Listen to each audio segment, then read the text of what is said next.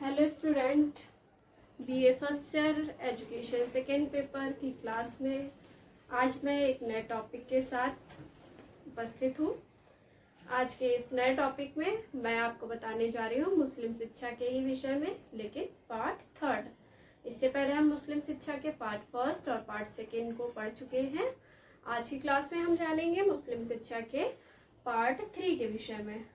Part one के अंतर्गत मैंने मुस्लिम शिक्षा का अर्थ, उद्देश्य, परीक्षा का स्तर, पाठ्यक्रम के विषय में बताया था।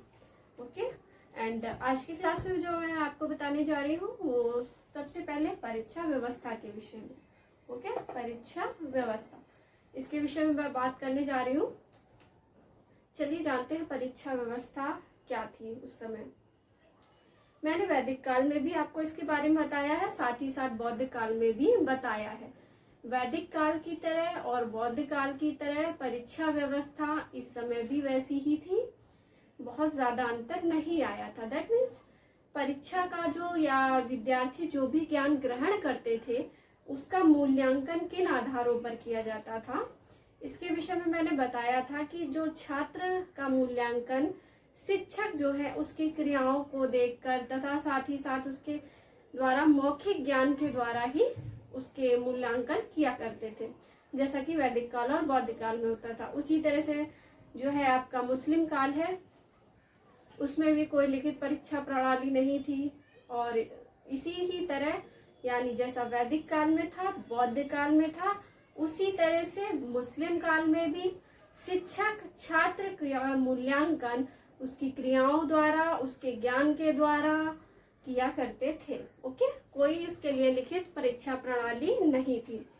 शिक्षा और उसकी सफलता का निर्णय शिक्षक द्वारा किए गए आंतरिक मूल्यांकन पर निर्भर करता था। दैट मीन्स शिक्षक क्या करता था, उस बालक का आंतरिक मूल्यांकन करता था और उसके द्वारा ही उसको सफल या असफल घोषित करता था।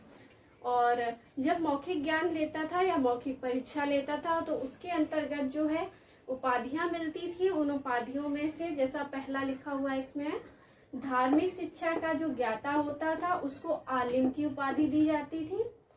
दर्शन एवं तर्क शास्त्र के ज्ञाता को फाजिल की उपाधि दी जाती थी। साहित्य के ज्ञाता को काबिल की उपाधि दी जाती थी। ये प्रमुख उपाधियां थी जो कि मुस्लिम कालीन में शिक्षा में दी जाती थी। ओके, बाकी परीक्षा व्यवस्था कैसी थी, आंतरिक मूल्यांकन पर निर्भर थी, कोई लिखित परीक्षा व्यवस्था नहीं थी। ओके, अब बात करते हैं मुस्लिम कालीन शिक्षा की विशेषताएं यानी कैरेक्टरिस्टिक के बारे में। इसकी विशेषताएं क्या थी, तो पहली व्यवस्था क्या थी, राज्य का नियंत्रण। ओके, मुस्लिम कालीन शिक्षा जो थी वो पूरी तरह से राज्य के नियंत्रण में थी। पाठ्यक्रम हो या अनुशासन हो या शिक्षण विधियों का चुनाव हो, ये सभी जो कार्य थे वो राज्य के द्वारा ही किए जाते थे। मीन्स उस पर पूरी तरह से आधिपत्य या नियंत्रण किसका हुआ करता था, राज्य का। शिक्षा व्यवस्था पर पूरी तरह से नियंत्रण राज्य का हुआ करता था।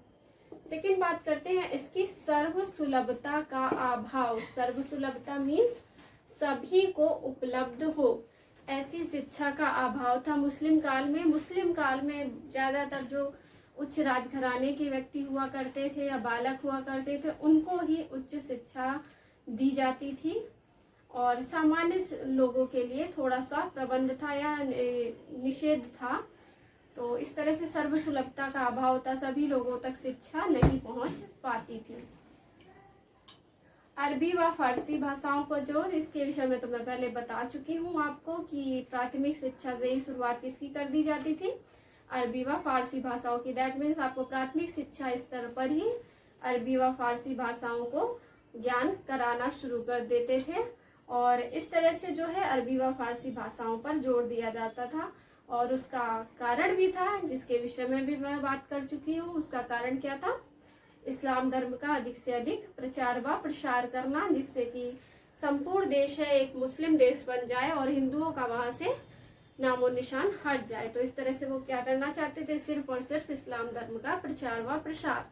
और जैसा कि आप जानते हो कि शिक्षा ही इस कार्य में सबसे अधिक सहायक होती है, कि शिक्षा के द्वारा ही जो है इस्लाम धर्म का प्रचार प्रसार किया जाता सकता था, लोगों से ज़्यादा इस भाषाओं का ज्ञान कराया जाता था, और साथ ही साथ इस्लाम धर्म के जो भी नियम कानून होते थे उनको भी लोगों तक पहुंचाने का कार्य किया जाता था शिक्षा के माध्यम से।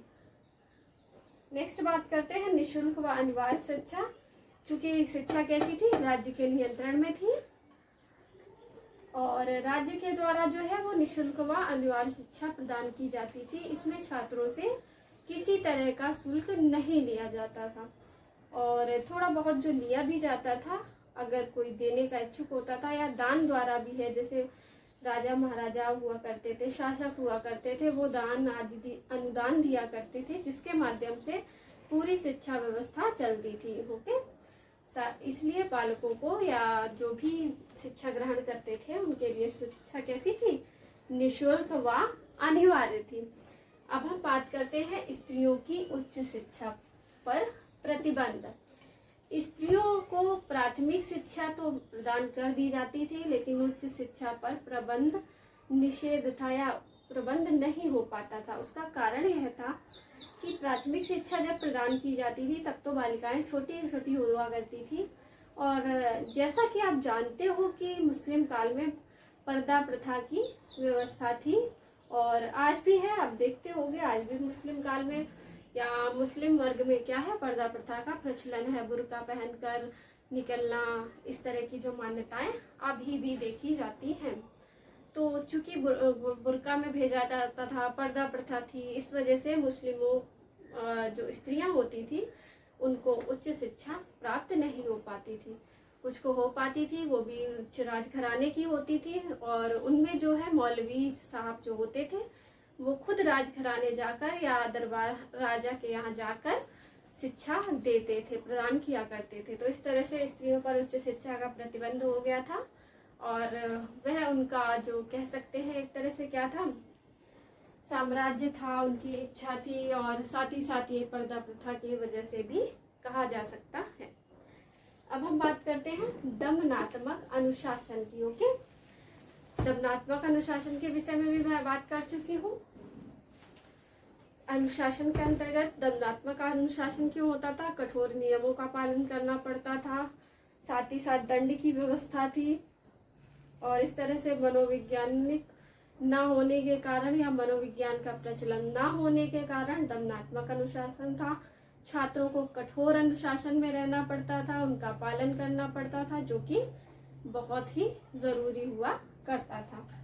ओके, तो इस तरह से ये कुछ प्रमुख विशेषताएं थी। राज्य का नियंत्रण, सरसता का अभाव, अरबी व फारसी भाषाओं पर जोर था, निःशुल्क व अनिवार्य शिक्षा थी, स्त्रियों की उच्च शिक्षा पर प्रतिबंध था, और साथ ही साथ क्या था, दमनात्मक अनुशासन हुआ करता था।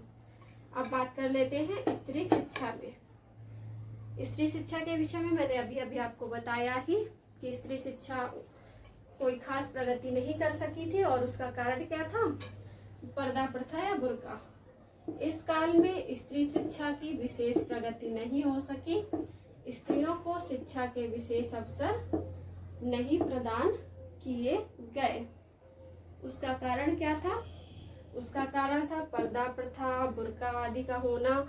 चूंकि इन प्रथाओं के कारण जो है सामान्य स्त्रियां या सामान्य घर परिवार की स्त्रियां जो है शिक्षा लेने या ग्रहण करने नहीं जा पाती थी, जबकि राजघराने की जो थी वो तो उनके घर पर खुद ही मौलवी आदि का प्रबंध कर दिया जाता था, जिससे कि वो तो शिक्षा से वंचित नहीं रह पाती थी, लेकिन सामान्य जो स्त्रियां थी या सामान्य बालिकाएं थी वो इनसे जो है वंचित रह जाती। तो इस तरह से मुस्लिम काल में स्त्री शिक्षा की कोई विशेष प्रगति नहीं हो सकी, और जैसा कि बौद्धिक काल में भी था वहां पर भी स्त्री शिक्षा की विशेष प्रगति नहीं हो सकी थी, उसी तरह से मुस्लिम काल में भी स्त्री शिक्षा की विशेष प्रगति नहीं हो सकी।